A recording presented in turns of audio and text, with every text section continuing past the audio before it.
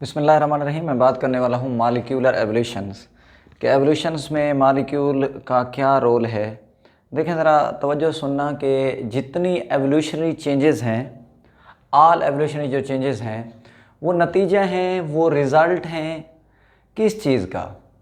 DNA के अंदर जो बेस का सीक्वेंस है उनके चेंज होने का। और आप जानते हैं कि जब डीएनए के अंदर बेस का सीक्वेंस चेंज हो जाता है, न्यूक्लियोटाइड चेंज हो जाते हैं, तो फिर आगे अमाइनो एसिड का सीक्वेंस भी चेंज हो जाता है और जिस पर इफ़ेक्ट करता है प्रोटीन, तो प्रोटीन फिर इफ़ेक्टेड हो जाती हैं। अगर डीएनए चेंज हो जाएगा तो सीक्वेंस चेंज हो जाएगा, फिर अमाइनो एसिड्स का जब सीक्वेंस चेंज हो गया तो आगे प्रोटीन भी चेंज अमाइनो एसिड वाली बननी है। तो देखें, जो मॉलिक्यूल के बारे में आमतौर पे स्टडी करते हैं और वो भी एवोल्यूशन के हवाले से, तो उन्हें मॉलिक्यूलर एवोल्यूशनिस्ट कहते हैं।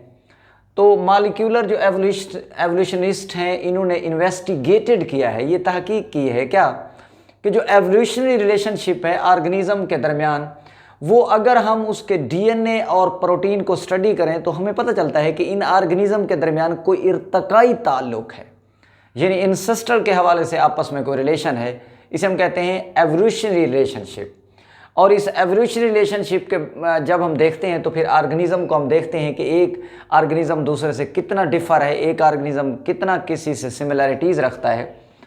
एग्जांपल अगर हम बात करें कि ये जो साइटोक्रोम सी है, जितने यूकैरियोटिक रेस्पिरेटरी ऑर्गेनिज्म है उनके अंदर जो रेस्पिरेटरी चेन होती है उसके अंदर एक कैरियर है, ऑक्सीजन कैरियर है, एक इलेक्ट्रॉन कैरियर है, उसे नाम देते हैं साइटोक्रोम सी। अब ये साइटोक्रोम जो सी है, ये आमतौर पे जो क्लोजली रिलेटेड ऑर्गेनिज्म है उनके अंदर ये साइटोक्रोम सी का जो मॉलिक्यूल्स हैं वो सेम है। मतलब कि जो ऑर्गेनिज्म ज़्यादा मिलते जुलते हैं उनके अंदर साइटोक्रोम सी के जो मॉलिक्यूल हैं वो देखे गए हैं कि वो बिल्कुल सेम है। और ये भी देखा गया है कि इस साइटोक्रोम सी के अंदर अब तक लिटल म्यूटेशन हुई है, लिटल चेंज हुई है। और ये जो साइटोक्रोम सी है, ये जो इसमें चेंज हुई है, लिटल चेंज हुई है, इसको आमतौर पे हंड्रेड्स मिलियन ईयर्स लगे हैं। यानी हंड्रेड्स मिलियन ईयर्स गुजरने के बावजूद साइटोक्रोम जो सी है उसमें लिटल चेंज हुई है, लिटल म्यूटेशन हुई है।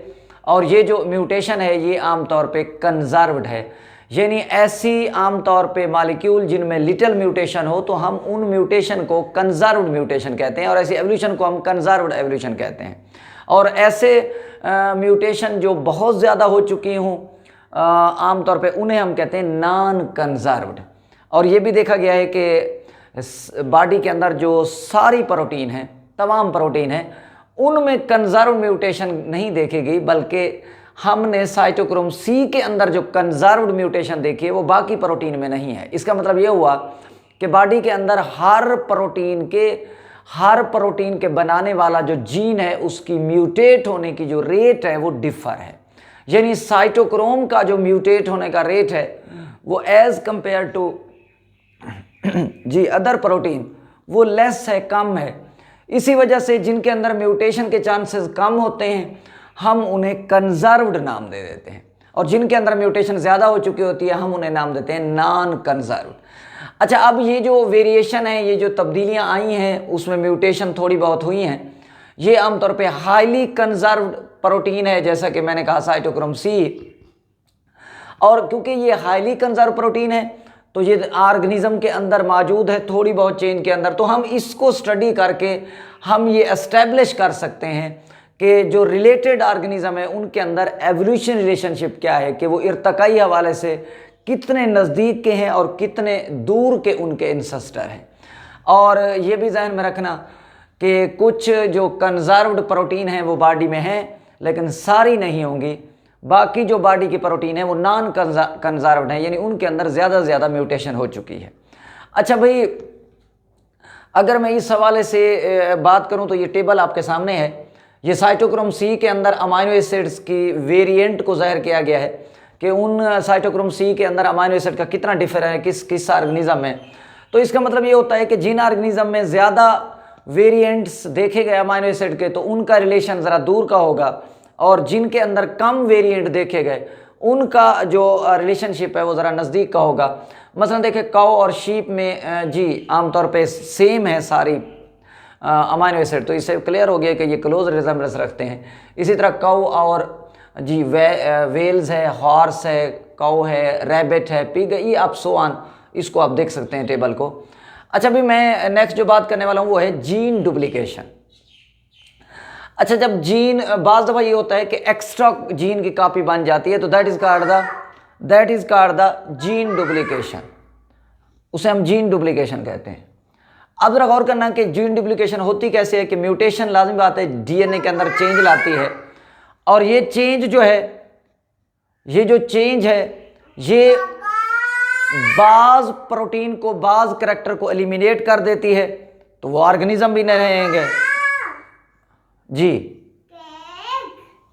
और बाज प्रोटीन जो है वो आमतौर पे सेलेक्ट हो जाती हैं, बाज ऑर्गेनिज्म सेलेक्ट हो जाते हैं, और जो सेलेक्ट हो जाते हैं उनके अंदर फिर मॉडिफिकेशन होती जाती हैं, जिसकी वजह से उस एनवायरनमेंट के अंदर वो सर्वाइव करते हैं। जीन डुप्लीकेशन का मतलब होता है कि कुछ जो एक्स्ट्रा जीन की कॉपीज़ हैं जब वो मौजूद होंगे किसी ऑर्गेनिज्म में, तो that is called the duplication. और ये डुप्लीकेशन जो है म्यूटेशन की वजह से होती है, और ये म्यूटेशन जो है एक्सीडेंटल प्रोसेस है, यानी इसमें आम तौर पे अब्रप्ट चेंज भी हो सकती है, मिलियन ईयर्स भी लग सकते हैं। एग्जांपल इसकी मैं हीमोग्लोबिन के हवाले से बात करूंगा।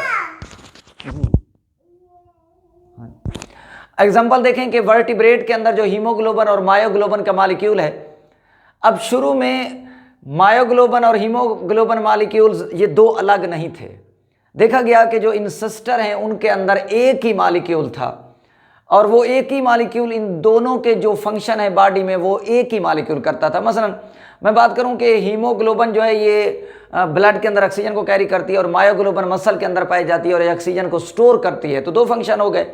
लेकिन शुरू में जो इंसेस्टर के अंदर मॉलिक्यूल था वो दोनों यही वाले फंक्शन परफॉर्म करता था, यानी इंसेस्टर मॉलिक्यूल जो है ये दोनों काम कर लेता था।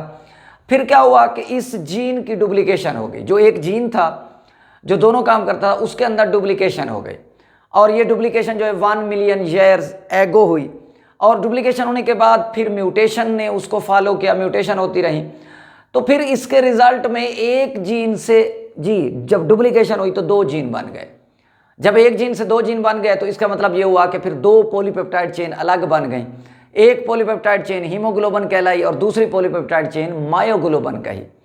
और ये हीमोग्लोबिन जो मायोग्लोबिन है ये असल में जीन की डुप्लीकेशन से बने हैं। इसी वजह से जब 2 जीन हो गए तो 2 अलग अलग मॉलिक्यूल्स बन गए, जिसकी वजह से उन्होंने अलग अलग काम किया।